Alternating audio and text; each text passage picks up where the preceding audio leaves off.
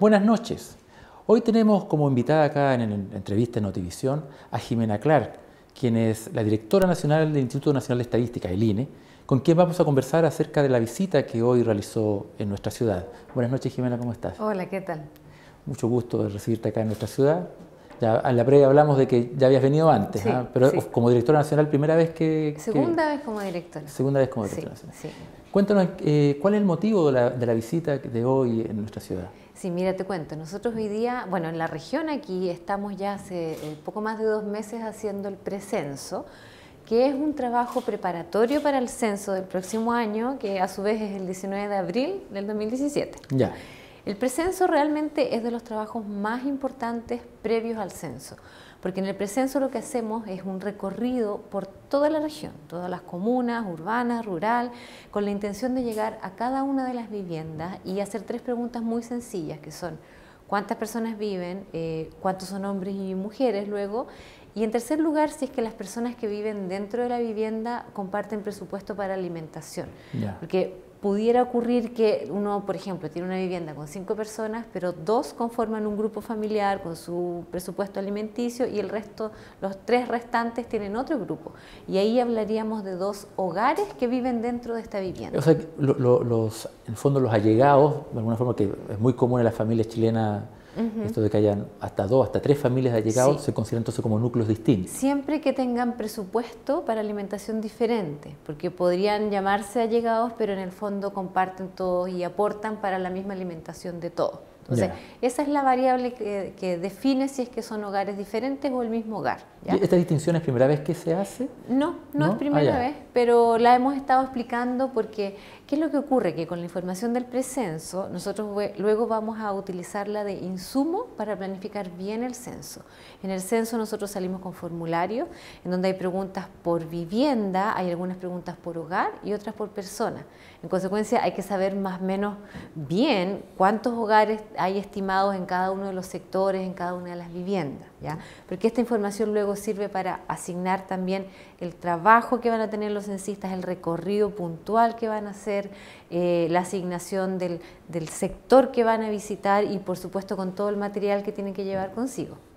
¿Y qué otra pregunta que digamos importante se recoge en este censo para lo que va a ser el precenso, para lo que va a hacer después el trabajo del censo? En el precenso la verdad es que nosotros capturamos más información, anotamos muy bien la dirección, los puntos de referencia. En el sector rural puntualmente tenemos mapas, tenemos unos tablets que estamos usando con la información georreferenciada, pero siempre es útil ir anotando otros puntos de referencia, puede ser un puente, puede ser alguna construcción que no está en nuestros mapas, porque así nos facilita la llegada a las viviendas el día del censo.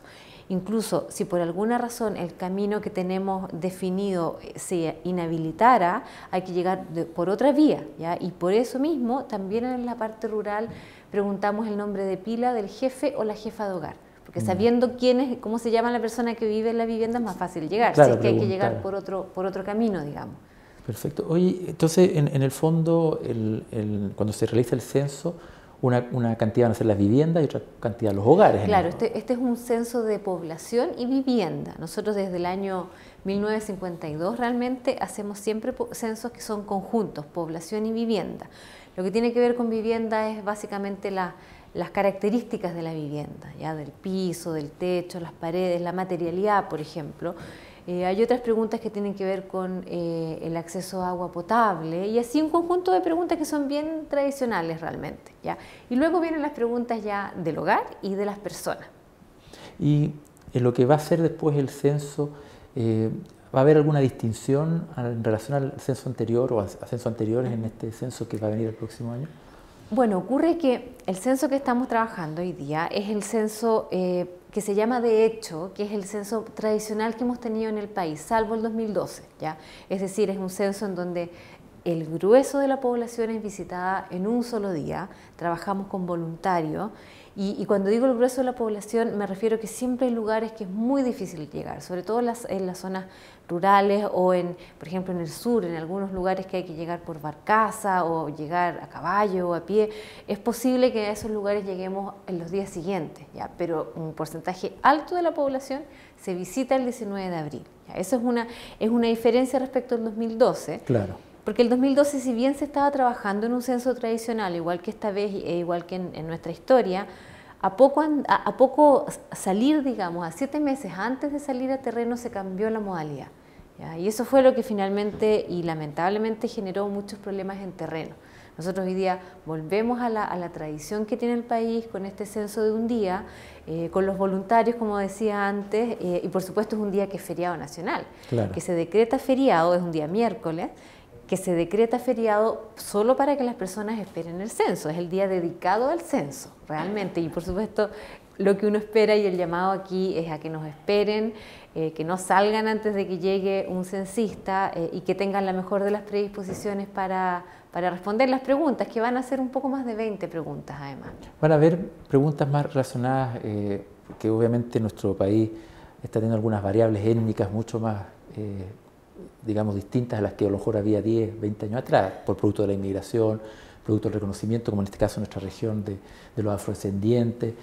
¿Cómo va a estar reflejado eso en el censo? Sí, ocurre lo siguiente, como no tuvimos un censo con base de datos que pudiéramos usar el 2012, esto nos puso en una situación bien de emergencia, porque es importante tener censos con cierta periodicidad, y porque se hacen las proyecciones de población y todo lo que significa tener bien estimado cuántas personas viven en cada comuna, por ejemplo, para los recursos que recibe la comuna. En consecuencia, teníamos que hacer un censo lo más rápido posible. Pero por otro lado, toma tiempo preparar un censo y en consecuencia ese más rápido posible terminó siendo el 2017. ¿ya? Y aquí también apelamos a que la cultura del país conocía los censos tradicionales y en ese sentido también eso refuerza la idea de hacerlo como se hacía antes. ¿ya? Lo único que cambia es que el cuestionario es más reducido. Ya. El cuestionario ya no es de 40 y tantas preguntas, sino que va a ser 20, en torno a las 25. Y claro, aquí el foco se pone principalmente en preguntas demográficas y preguntas que en consecuencia sirven para estimar y hacer proyecciones de población. Puntualmente, las preguntas sobre pueblos originarios está incluida. ¿ya? Nosotros tenemos descritos los 9 pueblos que están reconocidos por ley, pero también tenemos una categoría de otros, de manera de que si una persona, por ejemplo, se autoidentifica como afrodescendiente, es su respuesta la que se respeta y se anota como afrodescendiente. Y una vez que ya tengamos la base de datos de todo el país, se digita la información, se codifica y se visibiliza precisamente esta categoría de identificación, digamos. ¿ya? Hay otras preguntas que son más tradicionales. Las de migración siempre están. Ya, o sea, claro. Eso es muy importante, no solo para ver la migración internacional, sino que la migración dentro del país, porque en nuestro país se da mucho que hay personas que viven en un lugar, pero luego migran hacia otra región por razones de trabajo, a veces es en forma temporal, a veces es en forma definitiva. ¿ya? Entonces, eso todo hay que capturarlo.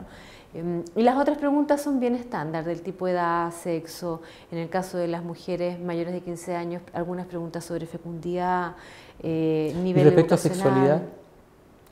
No, en este caso, ¿No? Identidad de género, por ejemplo, Sí. en este caso no entra, pero lo que sí tenemos es que figuras civiles como el acuerdo de unión civil, Ya. que puede dar señales también, sí está considerada en una de las preguntas, ¿ya? Digamos, la relación de parentesco con la jefatura de hogar tiene una serie de alternativas que puede ser cónyuge, hijo, suegro, nuera, cualquier cosa, y está también acuerdo de unión civil. Entonces ahí ya se da la posibilidad de la inclusión y tener un registro de lo, Claro. de lo cómo están y de convivientes, porque también está la relación de convivientes, que es tradicional en nuestro, y también se da en que puedan ser del mismo sexo sin problema en el dato, cómo se registre. De acuerdo a la pregunta, en relación con la jefatura de hogar uno puede saber, pero es de acuerdo a esa pregunta, efectivamente. Hay un caso, por lo menos que bien particular en esta región, que tiene que ver, a propósito de la migración, con la gran cantidad de gente que vive de manera ilegal en nuestra región, y eso a veces es súper difícil registrarlo.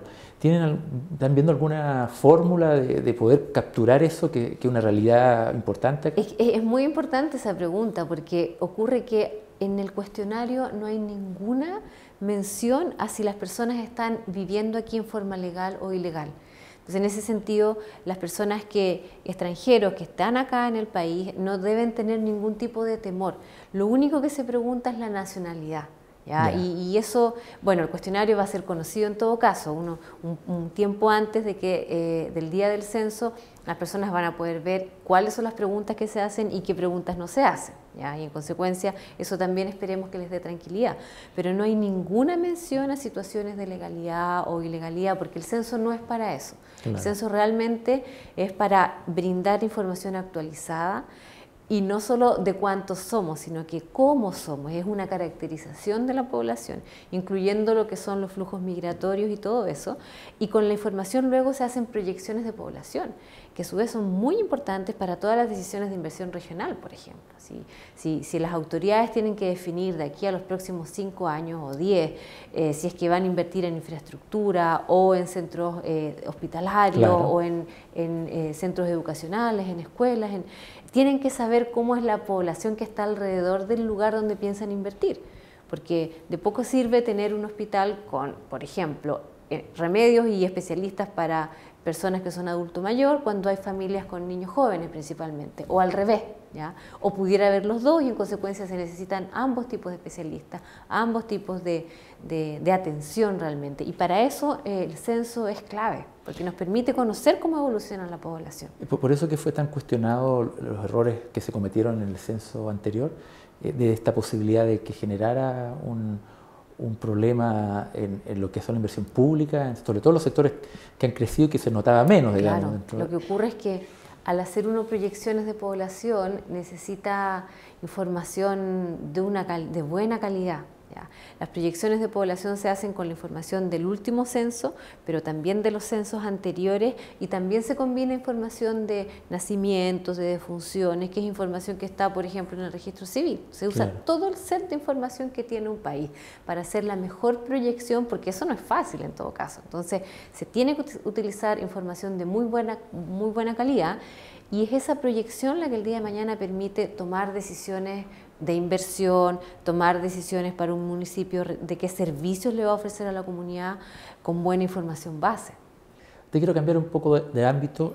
Una de las gratas, digamos, por lo menos sorpresas que nosotros como medio de comunicación hemos recibido acá a través de la información que entrega el INE son datos regionales que antes por lo menos no veíamos, ¿no? Como los de supermercados, para qué decir de los índices de desarrollo regional, que como región nueva obviamente antes no teníamos, todo lo que tiene que ver con la llegada a los hoteles en la región.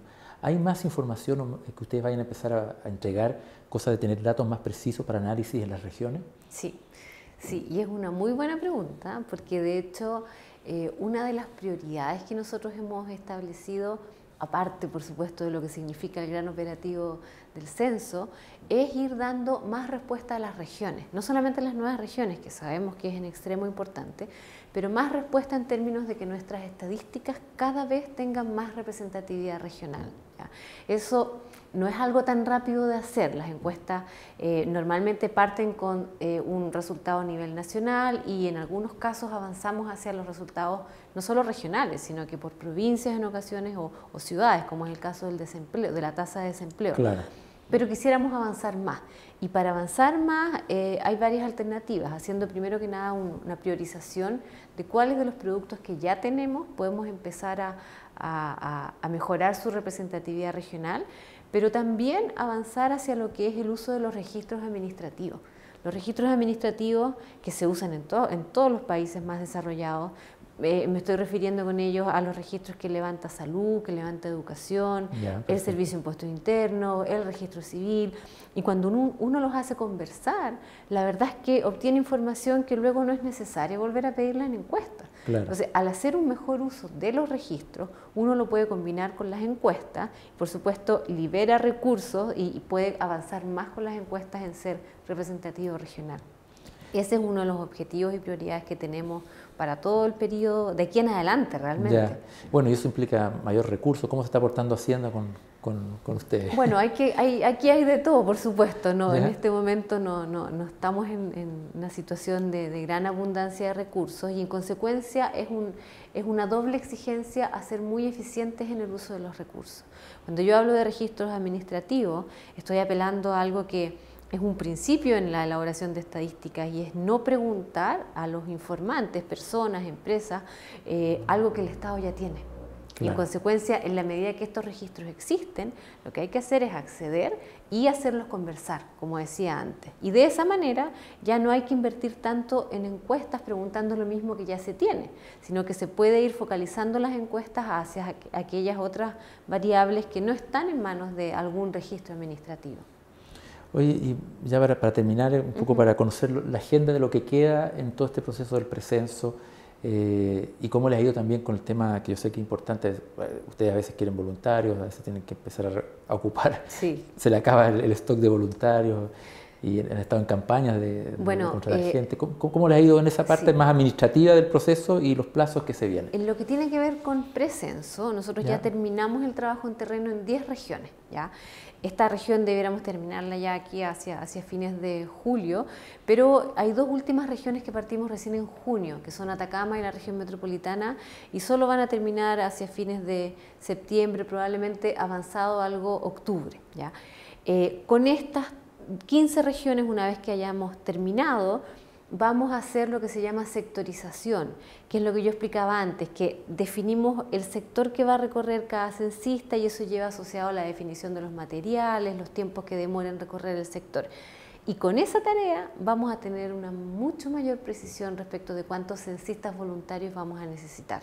Hoy día siempre hablamos de 450.000 a nivel país, pero solo una vez que termina esa sectorización se define el número exacto, ¿ya? Ahora, hasta ahora hemos puesto mucho énfasis en publicitar el precenso porque nos interesa que la gente vaya conociendo todas las etapas de este gran operativo. Esto no es solamente el trabajo de un día, son años que hay preparación, hay pruebas pilotos, hay mucho trabajo en todas las regiones, a todo el nivel del país. Pero lo que tiene que ver con reclutamiento de voluntarios va a empezar ya fuerte en este segundo semestre y yo diría hacia fin de año también. Lo que no significa que hasta ahora hayamos estado realizando muchas conversaciones con las universidades, con centros de formación, con asociaciones como por ejemplo la Asociación de Scout, la Cruz Roja, hay muchas organizaciones con todo lo que es cuales, voluntariado. Claro, nos hemos contactado y lo bueno es que en general, yo diría en todos los casos, hemos recibido una muy buena predisposición a participar. Lo que nos toca ahora es empezar a hacer ya la bajada de esa declaración de participación conjunta y por supuesto de aquí a poco van a venir ya todo lo que es la capacitación de las personas y la logística, dónde se capacitan y qué perfiles tienen y todas las necesidades por región, por comuna, por área rural, urbana, ya las tenemos definidas. Las precisamos después del precenso, pero ya están definidas. En consecuencia, de nuevo, hacia fin de año, principio del próximo, entramos fuerte con campaña para hacer el reclutamiento de los muchísimos voluntarios que vamos a necesitar, pero eventualmente ya podemos hacer la invitación para que las personas... Para que empiecen a acercarse ya, a estar preparados. Y de hecho, tenemos un sitio que se llama censo2017.cl, en donde estamos dando cuenta de cómo vamos avanzando con el precenso. Y en ese mismo sitio hay un gran banner que invita a las personas a registrarse desde ya. Es una forma un poquito más pasiva de ir reclutando, pero por supuesto la invitación es que visiten el sitio, vayan aprendiendo más del censo y se inscriban, por supuesto. Última consulta, ¿los datos que se recogen en este precenso se van a hacer públicos también o solamente va a ser para el trabajo interno? En general los datos son insumos, ¿eh? No es que se hace una publicación masiva respecto de esto, porque no es para contabilizar a la población, es para conocer bien la distribución territorial que tiene. Perfecto. Sin embargo, nosotros hoy día hemos tenido un muy buen resultado en las 10 regiones que ya terminamos, y lo digo porque hemos sido capaces de llegar a viviendas en el sector rural sobre todo, que no teníamos contabilizadas. No estaban en los registros, ni que tenían los municipios, ni que teníamos nosotros de precensos anteriores. Y eso es súper importante porque en el fondo estamos visibilizando personas y sus viviendas que no estaban muy visibilizadas. Claro. Entonces es muy posible que demos a conocer información más bien de nivel de vivienda, no tanto persona, claro, porque finalmente es un resultado exitoso que estamos teniendo hasta ahora y que es bueno que las personas lo conozcan. Perfecto. Muchas gracias por haber venido esta noche a conversar con nosotros y te estaremos esperando para una próxima visita a nuestra ciudad. Feliz vengo de nuevo. Muchas gracias a ustedes. No, gracias a ti. Y después de una pausa comercial seguimos con más Notivisión.